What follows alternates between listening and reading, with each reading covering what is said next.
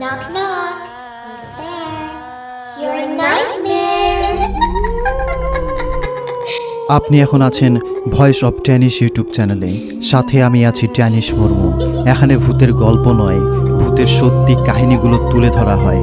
তাহলে চলুন একসাথে অন্য এক জগতে যাওয়া যাক।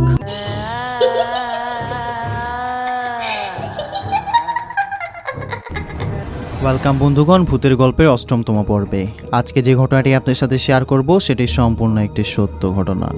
13 জুন 2009 সাল, তারিখটা আমার স্পষ্ট মনে আছে। আর সম্ভবত সেদিন শনিবার ছিল। শনিবার ও মঙ্গলবার আত্মাদের হাজির করার মক্ষম দিন।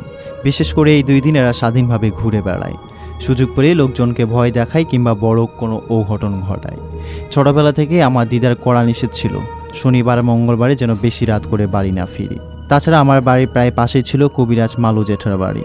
তিনিও আমাকে বারবার নিষেধ করতেন। আর নিষেধ করার বড় কারণ ছিল আমার ভূতুরের রাশি। আপনি বিশ্বাস করবেন কিনা জানি না, কিন্তু ভূতের রাশির লোকই থাকে আলাদা। হয়তো একই সাথে রাতে দুজন হাঁটছেন, আপনি অনেক কিছুই দেখছেন কিন্তু আপনার সঙ্গে কিছুই দেখতে পাচ্ছে না। আর নিজে এই ভূতুরের রাশি হওয়ায় এসব আজে বাজে নানা অভিজ্ঞতার সম্মুখীন হতে হয়েছে বহুবার। আর তাই বাড়ি থেকে কঠিন নির্দেশ ছিল ইলিশ, কই কিংবা পুঁটি মাছ দিয়ে ভাত খেয়ে ভোর দুপুরে বাইরে যেন না যায়, অথবা তেল পিঠা খেয়ে পানি না খেয়ে বাইরে বের হওয়া ছিল অসম্ভব।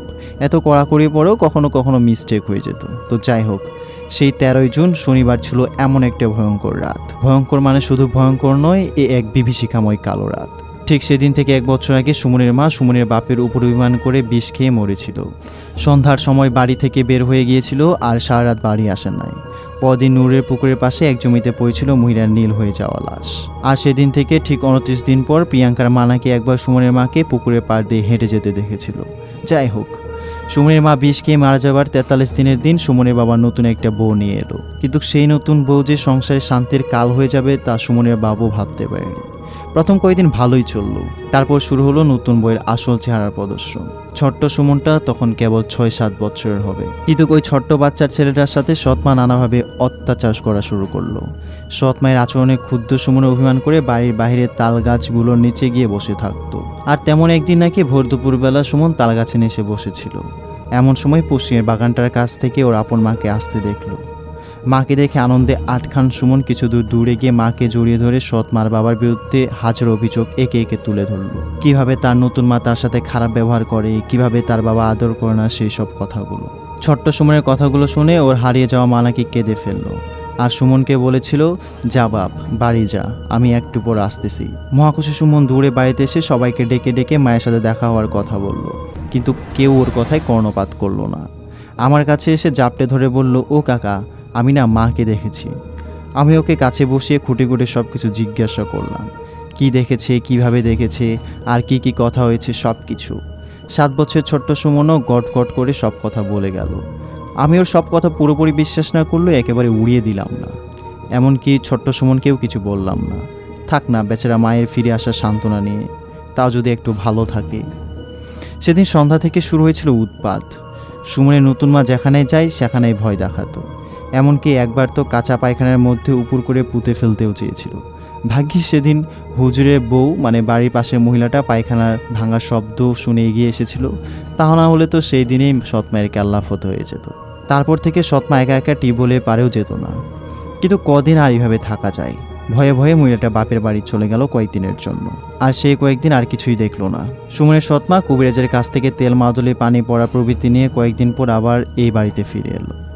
আর কবিরাজের উপর দৃঢ় ভরসায় সব কিছুকে তুচ্ছ জ্ঞান করা শুরু করলো। কিন্তু কথায় আছে, পিপিলিকার পাখা গজায় মরিবার তরে। একদিন এই নব পাখনাযুক্ত মহিলারও শেষ দিন চলে এলো। সুমনের সৎমা বাড়িতে এলে প্রায় মাসখানেক আর কিছুই দেখলো না। ভাবলেন সব কিছু স্বাভাবিক হয়ে গেছে, কিন্তু 1 মাস পর থেকে শুরু হলো নতুন উপদ্রব। রাত বিরাতে হঠাৎ করে ঘরের বাইরে গরুর হাঁটা চলার শব্দ পাওয়া যেত। কখনো খুব কাছ থেকে কেউ যেন ফিস ফিস করে কথা বলছে এমন শোনা যেত। মনে হতো এই জানালার ওপাশে দাঁড়িয়ে 2 জন মানুষ নিজের মধ্যে আলাপ করছে।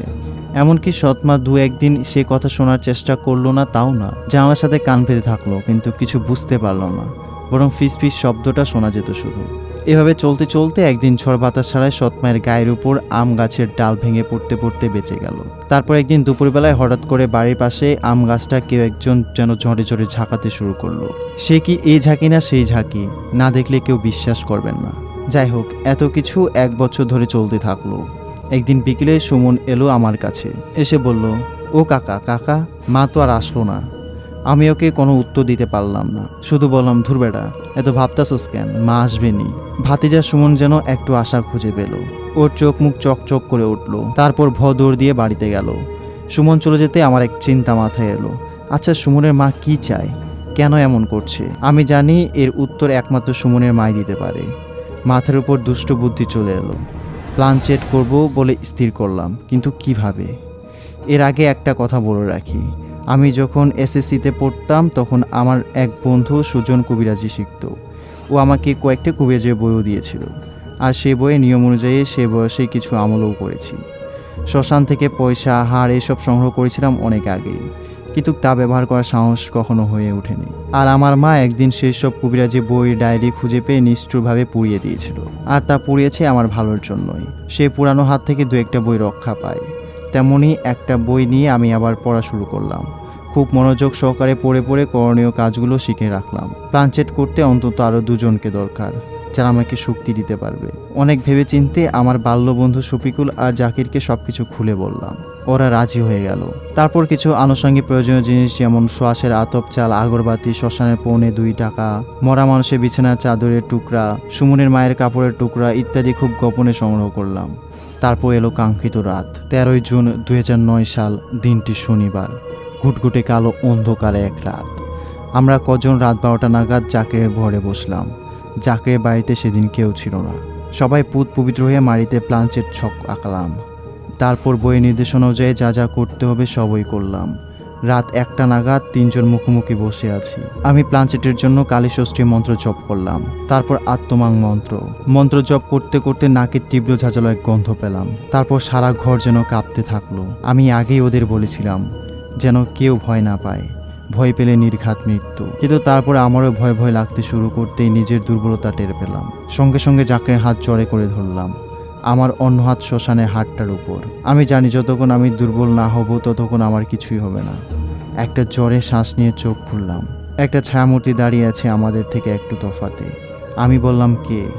ছায়ামূর্তি হাসতে হাসতে বলল, কিরে, আমাকে চিনতে পারিস নাই? আমি তোর ভাবি। আমাকে ডাকতেই তো এসব করা, তাই না? আমি বললাম, হ্যাঁ। সুমনের মা বলল, আমি অনেক সুযোগ খুঁজছিলাম তোর সাথে দেখা করার, কিন্তু সুযোগ পাইনি, আজ পেলাম। আমি বললাম, ভাবি, আসলে তুমি এমন করলা কেন, আর এখনো বা এমন করতেছো কেন? এবার সুমনের মা একটু গর্জন করে উঠে বলল, কেন তুই জানিস না কেন আমি এমন করেছিলাম আর কেন এমন করতেছি? সুমনের বাপ ওই মাগির জন্য আমার গায়ে হাত তুলেছিল, তাই রাগ করে আমি বিষ খেলাম। আর ওই মাগি আমি মরতে না মরতে আমার বাড়িতে ঢুকেছে। আমার ছোট্ট ছাওলের সাথে কি খারাপ ব্যবহার নাই করেছে। আমার ছাওলটা আমার জন্য এখনো কাঁদে। আমি কিছুতেই ওই মহিলাকে থাকতে দেব না, এমনকি কোনো মহিলাকেই না। দৃঢ় কণ্ঠে সুমনের মা কথাটা বলল। রাগে তার কণ্ঠে তার সাপের মতো ফসফস শব্দ হচ্ছে। আমি কিছু একটা বলতে যাব, অমনে সুমনের মা বলল, তুই আর এসব করিস না, তোর এসব কিছুই না। আমি এমনিতেই তোর সাথে দেখা করতে এসেছিলাম, একটা সংবাদ দিতে। আমি কৌতূহলে জিজ্ঞেস করলাম, কিসের সংবাদ? সুমনের মা এবার ফুপাত করে বলল, আমি আমার ঘরে কাউকে থাকতে দেব না, এমনকি দুনিয়াতেও না। ওই মহিলার সময় শেষ হয়ে গেছে। আমি ওকে পানির মধ্যে চুবিয়ে আসছি, যা, এসব আর কখনো করিস না। আমি হব্বতব্য লেগে গেলাম, কি সত্যিই নাকি? ঘর আবার কাঁপতে শুরু করলো। তারপর আর কিছুই নেই। জাকির আর শফিকুল তো ভয়ে চুপসে আছে। শফিকুল কি যেন বলতে চেয়েও বলতে পারল না। সুমনের বাড়ি থেকে চেঁচামেচির আওয়াজ আসছে, কি যেন হয়েছে সেখানে। কান খাড়া করে শোনার চেষ্টা করলাম, যা শুনতে পেলাম। তারপর 3 জনের পরস্পর মুখের দিকে তাকিয়ে চুপসে গেলাম ঘটনার আকম্যতায়। এত দ্রুত সব কিছু ঘটে গেল ভাবতেও পারিনি তখনও। যারা আমাদের ভিডিওটি ইউটিউব চ্যানেল থেকে দেখতেছেন, অবশ্যই ভিডিওটি লাইক দিয়ে আমাদের ইউটিউব চ্যানেলটিকে সাবস্ক্রাইব করতে ভুলবেন না এই ধরনের নতুন নতুন গল্প পেতে। তো দেখা হচ্ছে পরের ভিডিওতে, ততক্ষণ পর্যন্ত ভালো থাকবেন।